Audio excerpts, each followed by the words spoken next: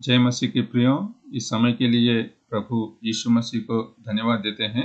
पिछले अध्ययन में हमने अब्राहम का जीवन के बारे में अध्ययन किए थे। हमने देखा था अब्राहम का जीवन विश्वास को दर्शाता है, इसहाक का जीवन पुत्रत्व को दर्शाता है, याकूब का जीवन परिवर्तन को दर्शाता है और यूसुफ का जीवन फलवंत लता को दर्शाता है। आज की इस अध्ययन में इसहाक के जीवन के बारे में अध्ययन करेंगे। अब्राहम का जीवन का अध्ययन की वीडियो जो है इस वीडियो की डिस्क्रिप्शन में दिया हुआ है, उसको आप देख सकते हैं। इसहाक का जीवन के बारे में 3 ऐसे विषय को हम देखने वाले हैं। उनमें से पहला, miraculous conception of Isaac, picture of believers miraculous conception into God's family. इसहाक का अद्भुत जन्म परमेश्वर का कुटुंब में किसी व्यक्ति का अद्भुत जन्म को दर्शाता है। दूसरा विषय, Isaac's obedience and submission, picture of believers obedience and submission. इसहाक का आज्ञाकारिता और आत्मसमर्पण एक विश्वासी का आज्ञाकारिता और आत्मसमर्पण को दर्शाते हैं। और तीसरा विषय, Isaac's inheritance, picture of believers inheritance. इसहाक का मीरास यानी कि संपत्ति एक विश्वासी का अविनाशी, निर्मल और अजर मीरास को दर्शाता है जो उसके लिए स्वर्ग में रखी हैं। तो इन 3 विषय को एक एक के बारे में देखेंगे। पहला विषय, इसहाक का अद्भुत जन्म परमेश्वर का कुटुंब में किसी व्यक्ति का अद्भुत जन्म को दर्शाता है। उत्पत्ति की किताब में 17 अध्याय 17 आयत में परमेश्वर ने जब अब्राहम को संतान देगा करके प्रतिज्ञा दिया था, तब उस समय के लिए अब्राहम ने हंस पड़ा है करके हम पढ़ सकते हैं। तब अब्राहम मुंह के बल गिर पड़ा और हंसा और मन ही मन कहने लगा, क्या 100 वर्ष के पुरुष के भी संतान होगी? और क्या सारा जो 90 वर्ष की है पुत्र जनेगी? और उत्पत्ति की किताब 18 अध्याय 12 आयत में भी, इसलिए सारा मन में हंसकर कहने लगी, मैं तो बूढ़ी हूँ और मेरा पति भी बूढ़ा है, तो क्या मुझे यह सुख होगा? इस प्रकार अब्राहम और सारा दोनों एक समय के लिए परमेश्वर का प्रतिज्ञा में विश्वास करने के लिए सिद्ध नहीं थे करके हम देख सकते हैं। उनके उम्र के कारण परमेश्वर का प्रतिज्ञा को विश्वास नहीं किए, बल्कि हंस पड़े हैं करके हम देख रहे हैं। अब्राहम 100 वर्ष का होने वाला था और सारा 90 वर्ष की होने वाली थी। और इतना ही नहीं, रोमियो 4 अध्याय में भी हम पढ़ सकते हैं 18 आयत से, उसने निराशा में भी आशा रखकर विश्वास किया, इसलिए कि उस वचन के अनुसार कि तेरा वंश ऐसा होगा, वह बहुत सी जातियों का पिता हो। वो जो 100 वर्ष का था, अपने मरे हुए से शरीर और सारा के गर्भ की मरी हुई की सी दशा जानकर भी विश्वास में निर्बल न हुआ और न अविश्वासी होकर परमेश्वर की प्रतिज्ञा पर संदेह किया, पर विश्वास में दृढ़ होकर परमेश्वर की महिमा की और निश्चय जाना कि जिस बात की उसने प्रतिज्ञा की है वह उसे पूरा करने में भी समर्थ है। इस प्रकार प्रियो, हम देख सकते हैं कि अब्राहम शुरू में जब वो हंसा था, बाद में वो विश्वास में दृढ़ होकर परमेश्वर का प्रतिज्ञा को संपूर्ण रीति से विश्वास किया करके हम पढ़ सकते हैं। भले अब्राहम का शरीर मरे हुए स्थिति में हो या सारा की गर्भ मरी हुई की सी दशा में हो, अब्राहम जो है परमेश्वर का प्रतिज्ञा को विश्वास किया करके हम देख रहे हैं। इस प्रकार भौतिक रीति से अब्राहम और सारा को जब पुत्र होने का संभावना नहीं था, परमेश्वर एक अद्भुत किया करके उनका जीवन के द्वारा हम देख सकते हैं। उस अद्भुत के द्वारा इसहाक का जन्म हुआ करके हम पढ़ सकते हैं। उत्पत्ति की किताब 21 अध्याय में 2 आयत से लेकर, सारा अब्राहम से गर्भवती हुई और उसके बुढ़ापे में उसी नियुक्त समय पर जो परमेश्वर ने उससे ठहराया था, एक पुत्र उत्पन्न हुआ। अब्राहम ने अपने उस पुत्र का नाम जो सारा से उत्पन्न हुआ था इसहाक रखा। Miraculous conception of Isaac. आत्मिक रीति से यदि हम देखेंगे इसहाक का अद्भुत जन्म जो है एक व्यक्ति का उद्धार को दर्शाता है करके हम देख सकते हैं। एक व्यक्ति जब पापी होकर परमेश्वर से दूर होकर नरक की ओर बढ़ते हुए जीते हैं, लेकिन जब वो पवित्र आत्मा के द्वारा यह विश्वास में आता है कि प्रभु यीशु मसीह उनको अपना पापों से बचाकर उद्धार दे सकता है, तब वो अपना पापों को छोड़कर प्रभु यीशु मसीह का उद्धार पाकर विश्वासी बनकर परमेश्वर का वचन के अनुसार चलना शुरू करता है और इस रीति से उसका जीवन में उद्धार का अद्भुत किया जाता है करके हम देख सकते हैं। यूहन्ना की किताब में 1 अध्याय 12 आयत से लेकर, परंतु जितनों ने उसे ग्रहण किया उसने उन्हें परमेश्वर की संतान होने का अधिकार दिया, अर्थात उन्हें जो उसके नाम पर विश्वास रखते हैं। वे न तो लहू से, न शरीर की इच्छा से, न मनुष्य की इच्छा से, परंतु परमेश्वर से उत्पन्न हुए हैं। इस प्रकार प्रियो, जब एक व्यक्ति विश्वासी बनता है, परमेश्वर का वचन में विश्वास रखकर प्रभु यीशु मसीह को उद्धारकर्ता के रूप में ग्रहण करता है, तो वो कोई भौतिक रीति से हुई क्रिया नहीं है, लेकिन केवल पवित्र आत्मा के द्वारा अद्भुत रीति से परमेश्वर का कुटुंब में वह आदमी उत्पन्न होता है करके हम देख सकते हैं। तीतुस 3 अध्याय 5 आयत में, तो उसने हमारा उद्धार किया और यह धर्म के कामों के कारण नहीं जो हमने आप किए, पर अपनी दया के अनुसार नए जन्म के स्नान और पवित्र आत्मा के हमें नया बनाने के द्वारा हुआ। इस प्रकार पवित्र आत्मा के द्वारा हमारा जीवन में उद्धार का अद्भुत होता है करके प्रियो हम देख सकते हैं। उसके बाद दूसरा विषय यदि हम देखेंगे, इसहाक का आज्ञाकारिता और आत्मसमर्पण एक विश्वासी का आज्ञाकारिता और आत्मसमर्पण को दर्शाता है। उत्पत्ति की किताब में 22 अध्याय में परमेश्वर अब्राहम को संतान देने के बाद अब्राहम की विश्वास का परीक्षा किया है करके हम पढ़ सकते हैं। उस परीक्षा में परमेश्वर ने क्या बताया था? अपना एकलौता पुत्र इसहाक को बलि चढ़ाने के लिए बताया था करके हम पढ़ सकते हैं। उसके बाद 9वीं आयत में हम पढ़ते हैं, जब वे उस स्थान को जिसे परमेश्वर ने उसको बताया था पहुंचे, तब अब्राहम ने वहां वेदी बनाकर लकड़ी को चुन चुन कर रखा और अपने पुत्र इसहाक को बांधकर वेदी पर की लकड़ी के ऊपर रख दिया। इस आयत में प्रियो हम देखते हैं कि जब अब्राहम इसहाक को बांध रहा था, इसहाक ने कुछ भी नहीं बोला, लेकिन अपना पिता अब्राहम को समर्पित करते हुए अपनी आज्ञाकारिता की प्रदर्शन किया करके हम देख सकते हैं। इसके बाद की आयतों में हम पढ़ सकते हैं कि अब्राहम ने जब इसहाक को मारने के लिए अपना तलवार उठाया था, परमेश्वर ने उनको रोक दिया और इसहाक की जगह एक मेमना को अर्पित करने के लिए बताया था करके हम पढ़ सकते हैं। लेकिन इस संदर्भ में इसहाक की आज्ञाकारिता के बारे में हम पढ़ सकते हैं, और इसहाक जो है प्रभु यीशु मसीह को आत्मिक रूप से इस वचन में दर्शा रहा है करके हम देख सकते हैं।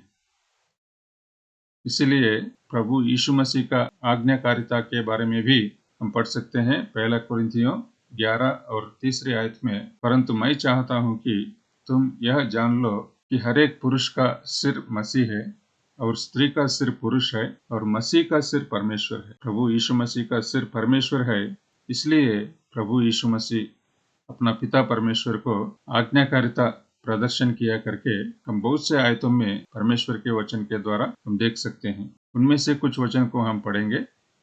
फिलिपियों 2 अध्याय 8वीं आयत में, और मनुष्य के रूप में प्रकट होकर अपने आप को दीन किया और यहाँ तक आज्ञाकारी रहा कि मृत्यु, हाँ क्रूस की मृत्यु भी सह ली। परमेश्वर का वचन को मानते हुए अपना पिता की ओर आज्ञाकारिता को प्रदर्शन करते हुए प्रभु यीशु मसीह मनुष्य बनकर प्रियो इस पृथ्वी पर आया है और अपने आप को क्रूस पर बलिदान किया करके हम देख सकते हैं।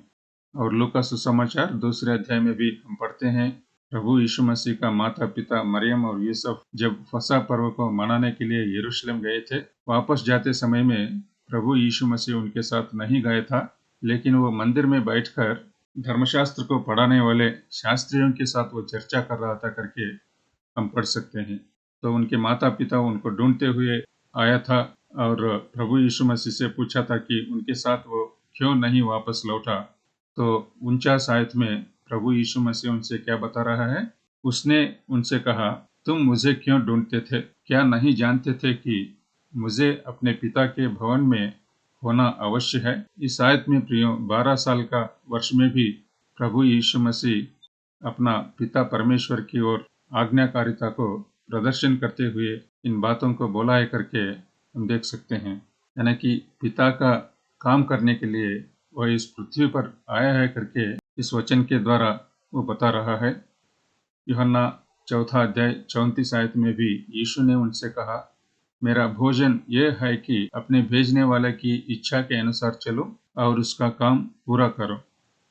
यूहन्ना 6वें अध्याय में 38 आयत में भी हम पढ़ते हैं, क्योंकि मैं अपनी इच्छा नहीं वरना अपने भेजने वाला की इच्छा पूरी करने के लिए स्वर्ग से उतरा हूँ।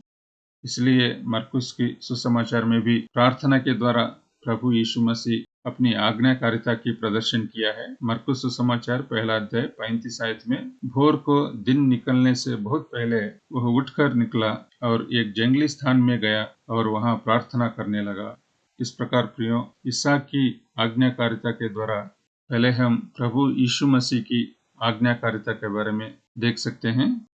इसके बाद हम सबों की आज्ञाकारिता के बारे में भी हम भिन्न आयतों में पढ़ सकते हैं।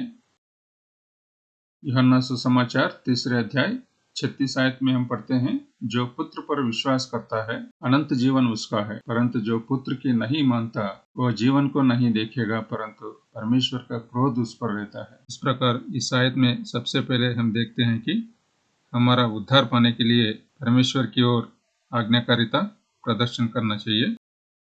और इफिसियों 6वें अध्याय में पहले 3 आयतों में चिल्ड्रन ओबेइंग द पेरेंट्स, बच्चों को अपने माता पिता की ओर आज्ञाकारिता दिखाने के लिए परमेश्वर का वचन बताया करके हम देख सकते हैं। हे बालकों, प्रभु में अपने माता पिता के आज्ञाकारी बनो, क्योंकि यह उचित है अपनी माता और पिता का आदर कर कि तेरा भला हो और तू धरती पर बहुत दिन जीवित रहे।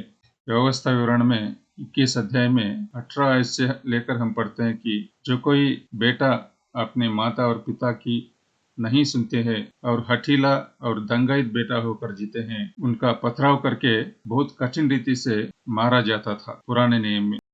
उसके बाद हम पढ़ते हैं एक कुटुंब में पति और पत्नी के रिश्ते में भी कुलस्सियों 3 अध्याय 18 आयत से लेकर, हे पत्नियों, जैसा प्रभु में उचित है वैसा ही अपने अपने पति के अधीन रहो। और 19 आयत में, हे पतियों, अपनी अपनी पत्नी से प्रेम रखो और उनसे कठोरता न करो। और फिर एक बार बच्चों के बारे में भी 20वीं आयत में हम पढ़ते हैं, हे बालकों, सब बातों में अपने अपने माता पिता की आज्ञा का पालन करो, क्योंकि प्रभु इससे प्रसन्न होता है। हे बच्चे वालों, अपने बच्चों को तंग न करो, न हो कि उनका साहस टूट जाए। और 22 आयत में सर्वेंट्स को अपने मास्टर्स के सुनने के लिए बता रहा है, हे सेवकों, जो शरीर के अनुसार तुम्हारे स्वामी हैं, सब बातों में उनकी आज्ञा का पालन करो, मनुष्यों को प्रसन्न करने वालों के समान दिखाने के लिए नहीं, परंतु मन की सीधाई और परमेश्वर के भय से। इस प्रकार हर एक के लिए परमेश्वर का वचन में आज्ञाकारी बनकर जीने के लिए बता रहा है करके हम देख सकते हैं। और सरकार को भी अपनी आज्ञाकारिता दिखाने के लिए हम देख सकते हैं। पहला पत्रस में 2 अध्याय 13 और 14 आयतों में, प्रभु के लिए मनुष्यों के ठहराए हुए हर एक प्रबंध के अधीन रहो, राजा के इसलिए कि वह सब पर प्रधान है, और हाकिमों के, क्योंकि वे कुकर्मियों को दंड देने और सुकर्मियों की प्रशंसा के लिए उसके भेजे हुए हैं। इस प्रकार सरकार के द्वारा दिए हुए हर एक प्रबंध को हम मानना चाहिए करके देख रहे हैं। रोमियो 13 अध्याय 1 आयत में, हर एक व्यक्ति शासकीय अधिकारियों के अधीन रहे, क्योंकि कोई अधिकार ऐसा नहीं जो परमेश्वर की ओर से ना हो, और जो अधिकार है वे परमेश्वर के ठहराए हुए हैं। और कलीसियाओं में भी फास्टर्स जो है उनके सुनने का भी आज्ञा परमेश्वर का वचन में दिया हुआ है। इब्रानियों 13 अध्याय 17 आयत में, अपने अगुओं की आज्ञा मानो और उनके अधीन रहो, क्योंकि वे उनके समान तुम्हारे प्राणों के लिए जागते रहते हैं, जिन्हें लेखा देना पड़ेगा। वे यह काम आनंद से करें, न कि ठंडी सांस ले लेकर, क्योंकि इस दशा में तुम्हें कुछ लाभ नहीं। इन सारे आयतों में हमारी आज्ञाकारिता कैसी है, हम अपने आप को जान सकते हैं। भिन्न प्रकार की आज्ञाकारिता को दिखाने में हम में से हर एक को प्रभु यीशु मसीह सहायता दे। और तीसरे विषय को हम देख सकते हैं, Isaac's inheritance, picture of believers inheritance. यदि हम इसहाक का मीरास यानी कि संपत्ति के बारे में देखेंगे, उत्पत्ति की किताब 25 अध्याय 5 आयत में देख सकते हैं। इसहाक को तो अब्राहम ने अपना सब कुछ दिया। क्या क्या था अब्राहम के पास? उत्पत्ति की किताब 13 अध्याय 2 आयत में अब्राहम भेड़ बकरी, गाय बैल और सोने रुपए का बड़ा धनी था। अब्राहम के पास बहुत ही सारी संपत्ति था करके प्रियो हम देख सकते हैं। भेड़ बकरी, गाय बैल, सोना और दास दासी बहुत से लोग थे करके हम देख सकते हैं। और उस सारी संपत्ति का मालिक बना इसहाक ने। उत्पत्ति 24 और पहला आयत में भी हम पढ़ते हैं, और यहोवा ने सब बातों में उसको आशीष दी थी। और उसके बाद उत्पत्ति 24 अध्याय 35 आयत में भी अब्राहम का दास एलियाजर जब रिबका को लेकर आने के लिए गए थे, उनके घर वालों से बता रहा है, यहोवा ने मेरे स्वामी को बड़ी आशीष दी है, इसलिए वह महान पुरुष हो गया है, और उसने उसको भेड़ बकरी, गाय बैल, सोना रूपा, दास दासियां, ऊंट और गधे दिए हैं। इस प्रकार इसहाक की संपत्ति के बारे में प्रियो इन सारे आयतों में हम पढ़ सकते हैं। लेकिन आत्मिक रीति से यदि हम देखा जाए तो इसहाक की संपत्ति जो है उसका पिता अब्राहम से उसको मिला है करके हम देख सकते हैं। उसी रीति से पिता परमेश्वर हमें प्रभु यीशु मसीह के द्वारा बहुत ही अमूल्य संपत्ति को दिया है करके परमेश्वर के वचन में हम देख सकते हैं। इफिसियों 1 अध्याय 18 आयत में, और पवित्र लोगों में उसकी मीरास की महिमा का धन कैसा है, यानी कि प्रभु यीशु मसीह के द्वारा हमें जो मीरास मिलने वाली है उसकी महिमा बहुत ही अधिक है करके हम देख सकते हैं। वो मीरास या संपत्ति क्या है करके हम यदि देखेंगे, यूहन्ना की सुसमाचार 4 अध्याय में पहले आयत से लेकर, तुम्हारा मन व्याकुल न हो, परमेश्वर पर विश्वास रखो और मुझ पर भी विश्वास रखो। मेरे पिता के घर में बहुत से रहने के स्थान हैं, यदि ना हो तो मैं तुमसे कह देता, क्योंकि मैं तुम्हारे लिए जगह तैयार करने जाता हूँ। और यदि मैं जाकर तुम्हारे लिए जगह तैयार करूँ तो फिर आकर तुम्हें अपने यहाँ ले जाऊंगा, कि जहाँ मैं रहूँ वहाँ तुम भी रहो। आयतों में प्रियो बहुत ही महत्वपूर्ण सच्चाई को हम देख रहे हैं। प्रभु यीशु मसीह अभी क्या कर रहे हैं? वो हमारे लिए रहने का स्थान को तैयार कर रहे हैं। इस तैयारी पूरी होते ही वह बादलों पर आने वाले हैं और हमें उन स्थानों में रहने के लिए लेकर जाने वाले हैं। और पहला पत्रस में 1 अध्याय 3 आयत से लेकर, हमारे प्रभु यीशु मसीह के परमेश्वर और पिता का धन्यवाद हो, जिसने यीशु मसीह के मरे हुओं में से जी उठने के द्वारा अपनी बड़ी दया से हमें जीवित आशा के लिए नया जन्म दिया, अर्थात एक अविनाशी और निर्मल और अजर मीरास के लिए जो तुम्हारे लिए स्वर्ग में रखी हैं। हमारा उद्धार क्यों किया परमेश्वर ने? ताकि हम परमेश्वर के द्वारा अविनाशी और निर्मल और अजर मीरास को पा सकें। इस प्रकार प्रियो प्रभु यीशु मसीह को हम धन्यवाद देते हैं कि उसने हमें इस उद्धार दिया ताकि इस आत्मिक संपत्ति का हम वारिस बने। इसीलिए प्रकाशित वाक्य में 21 अध्याय में प्रभु यीशु मसीह जो रहने के स्थान तैयार कर रहे हैं उसको नए यरूशलेम बताया गया करके हम देख सकते हैं। प्रकाशित वाक्य 21 अध्याय पहले 2 आयतों में, फिर मैंने नए आकाश और नई पृथ्वी को देखा, क्योंकि पहला आकाश और पहली पृथ्वी जाती रही थी और समुद्र भी न रहा। फिर मैंने पवित्र नगर नए यरूशलेम को स्वर्ग से परमेश्वर के पास से उतरते देखा। वह उस दुल्हन के समान थी जो अपने पति के लिए श्रृंगार किए हो। इतना ही नहीं प्रियो, इसहाक के गुण के द्वारा भी हम महत्वपूर्ण सच्चाई को जान सकते हैं। इसहाक के गुण में पहला हम देख सकते हैं कि वह विश्वास से भरा हुआ है। इब्रानियों 11 अध्याय 20 आयत में, विश्वास ही से इसहाक ने याकूब और एसाव को आने वाली बातों के विषय में आशीष दी और परमेश्वर के साथ वो ध्यान में बिताता था अपना समय। जब एलियाजर ने रिबका को लेकर आता था तब वो क्या करता था? उत्पत्ति 24 अध्याय 63 आयत में, सांझ के समय वह मैदान में ध्यान करने के लिए निकला था। और उसके बाद हम देख सकते हैं कि वो अपना समय प्रार्थना में भी बिताता था। उत्पत्ति 25 अध्याय 21 आयत में इसहाक की पत्नी बांस थी, इसलिए उसने उसके निमित्त यहोवा से विनती की और यहोवा ने उसकी विनती सुनी। इस प्रकार उसकी पत्नी रिबका गर्भवती हुई। और उत्पत्ति 26 अध्याय 25 आयत में भी तब उसने वहां एक वेदी बनाई और यहोवा से प्रार्थना की और अपना तंबू वहीं खड़ा किया और वहां इसहाक के दासों ने एक कुआं खोदा। इस प्रकार इसहाक की प्रार्थना के बारे में प्रिय हम पढ़ सकते हैं। और एक और मुख्य गुण को देखेंगे इसहाक का जीवन में, वो शांतिपूर्ण था, यानी कि अंग्रेजी में peaceful. He showed patience when faced with quarrels, expulsion, etc. जितने भी मुसीबतों को अपना जीवन में सामना करना पड़ा, इसहाक जो है शांतिपूर्ण होकर वो विश्वास के साथ जीता था करके हम देख सकते हैं।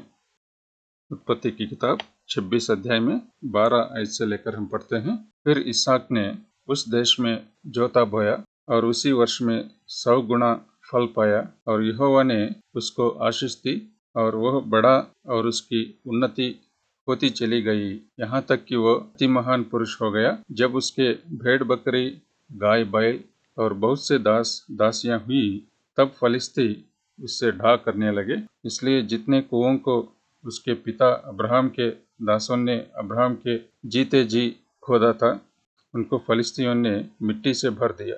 तब अबीमेलेक ने इसहाक से कहा, हमारे पास से चला जा, क्योंकि तू हमसे बहुत सामर्थी हो गया है। इस प्रकार परमेश्वर इसहाक के ऊपर अपनी आशीष उंडेल दिया। इसहाक की संपत्ति बढ़ गई, भेड़ बकरी, गाय बैल, दास दासियां बढ़ गईं। तो फलिस्तियों ने उससे डाह करने लगे और अबीमेलेक ने इसहाक से क्या कहा, हमारे पास से तू चला जा। इस प्रकार प्रियो, ही फेस्ड एक्सपल्शन। तो इसहाक उधर से चला गया करके हम देख सकते हैं। उत्पत्ति 26 अध्याय 17 आयत से लेकर, अतः इसहाक वहां से चला गया और गरार की घाटी में अपना तंबू खड़ा करके वहां रहने लगा। तब जो कुएं उसके पिता अब्राहम के दिनों में खोदे गए थे और अब्राहम के मरने के बाद फलिस्तियों ने भर दिए थे, उनको इसहाक ने फिर से खुदवाया और उनके वे ही नाम रखे जो उसके पिता ने रखे थे। फिर इसहाक के दासों को घाटी में खोदते खोदते बहते जल का एक सोता मिला। तब गरार के चरवाहों ने इसहाक के चरवाहों से झगड़ा किया और कहा, यह जल हमारा है। इसलिए उसने उस कुएं का नाम यसोक रखा, क्योंकि वे उससे झगड़े थे। फिर उन्होंने दूसरा कुआं खोदा और उन्होंने उसके लिए भी झगड़ा किया, इसलिए उसने उसका नाम सितना रखा। तब उसने वहां से निकलकर एक और कुआं खुदवाया और उसके लिए उन्होंने झगड़ा ना किया, इसलिए उसने उसका नाम यह कहकर रहबोत रखा, अब तो यहोवा ने हमारे लिए बहुत स्थान दिया है और हम इस देश में फूले फलेंगे। इसहाक को कितने मुसीबतों का सामना करना पड़ा, उसके बारे में इन आयतों में हम पढ़ सकते हैं। 2 बार अबीमेलेक के चरवाहों को और इसहाक के चरवाहों को झगड़ा हुआ था। 2 बार जब इसहाक के मनुष्य कुआं खोदे थे, अबीमेलेक के मनुष्य आकर उसका आक्रमण किया है करके हम देख सकते हैं। फिर भी इसहाक शांतपूर्ण रहा और विश्वास के साथ जीता था करके हम देख सकते हैं। और अंत में प्रियो, उत्पत्ति की किताब 26 अध्याय में 26 आयत से लेकर हम पढ़ सकते हैं, इसहाक और अबीमेलेक के बीच संधि। तब अबीमेलेक अपने मंत्री अहुज्जत और अपने सेनापति पिकोल को संग लेकर गरार से उसके पास गया। इसहाक ने उनसे कहा, तुमने मुझसे बैर करके अपने बीच से निकाल दिया था, अब मेरे पास क्यों आए हो? उन्होंने कहा, हमने तो प्रत्यक्ष देखा है कि यहोवा तेरे साथ रहता है, इसलिए हमने सोचा कि तू तो यहोवा की ओर से धन्य है। अतः हमारे तेरे बीच में शपथ खाई जाए और हम तुझसे इस विषय की वाचा बंधाएं कि जैसे हमने तुझे नहीं छुआ वरना तेरे साथ केवल भलाई ही की है और तुझको कुशल क्षेम से विदा किया, उसके अनुसार तू भी हमसे कोई बुराई ना करेगा। तब उसने उनको भोज दिया और उन्होंने खाया पिया। सवेरे उन सबों ने तड़के उठकर आपस में शपथ खाई। तब इसहाक ने उनको विदा किया और वे कुशल क्षेम से उसके पास से चले गए। उसी दिन इसहाक के दासों ने आकर अपने उस खोदे हुए कुएं का वृत्तांत सुना के कहा, हमको जल का एक सोता मिला है। तब उसने उसका नाम शिबा रखा। इसी कारण इस नगर का नाम आज तक बेरशेबा पड़ा है। इस प्रकार प्रियो हम देख सकते हैं कि अबीमेलेक और उनके मनुष्य जो है यहोवा इसहाक के साथ रहा है करके देख लिया था, यानी कि इसहाक उनके बीच में एक गवाह बनकर जिया था परमेश्वर के लिए। उसी प्रकार हमें भी जितने भी मुसीबतें हमें सामना करना पड़े, इसहाक की जैसा प्रभु यीशु मसीह का गवाह बनकर जीने में परमेश्वर हमें सहायता दे। इस प्रकार इसहाक के जीवन के द्वारा महत्वपूर्ण सच्चाई को हम देख सकते हैं। प्रभु की इच्छा हो तो आने वाले अध्ययन में याकूब का जीवन के बारे में अध्ययन करेंगे। आइए एक छोटी सी प्रार्थना के साथ इस अध्ययन को समाप्त करेंगे। प्यारा पिता परमेश्वर, इस समय के लिए हम आपको धन्यवाद देते हैं। इसहाक का जीवन के द्वारा हमने जो सच्चाई को देखा है उसके लिए हम आपको धन्यवाद देते हैं। प्रभु यीशु मसीह के द्वारा अविनाशी संपत्ति को आपने हमें दिया है, उसके लिए हम आपको धन्यवाद देते हैं। जो कोई भाई बहन इस वीडियो को देख रहे हैं उनके साथ रहो और उनके ऊपर आपकी आशीष दो।